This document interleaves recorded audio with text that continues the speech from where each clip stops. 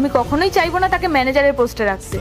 শুধুমাত্র গরিব বলে তুমি ওনাকে খাবার দিলে না, নিজের মতো রুল বানিয়ে নিলে। ওনার আমি, তাই রুল আমি বানাবো, আর পালন করার দায়িত্ব তোমাদের। তোমাকে নিজে থেকে কোনো রুল ক্রিয়েট করতে বলা হয়নি, তাই তুমি এখন আসতে পারো। কিন্তু ম্যাম, স্নেহা, তুমি হয়তো কিছু শুনতে পাওনি। আমি তোমাকে বলেছি তুমি এখন এখান থেকে আসতে পারো, আর আমি তোমায় কোনো সেকেন্ড চান্সও দিতে চাই না, কারণ পরে এগুলো তোমার মনের মধ্যে থেকে যাবে। না না ম্যাডাম, আমি আর কখনো এই রেস্টুরেন্টে কাউকে ঢুকতে আটকাবো না।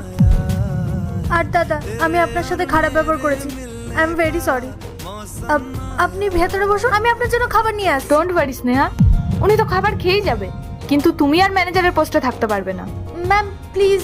আমি কিছু শুনতে চাই না, কারণ আমি জানি তোমাদের মতো মানুষ কিভাবে লোকজনদের জাজ করে। আমি ভালো আর সৎ কাউকে এখানে রেখে দেবো, যারা মানুষের মধ্যে ভেদাভেদ করে না। সো তুমি এখন আসতে পারো।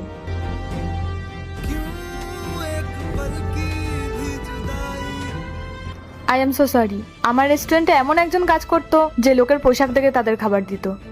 আপনি বসুন, আমি খাবার বলে দিচ্ছি। আর হ্যাঁ, তার জন্য টাকা দিতে হবে না, খাবার আমার তরফ থেকে। ধন্যবাদ ম্যাডাম।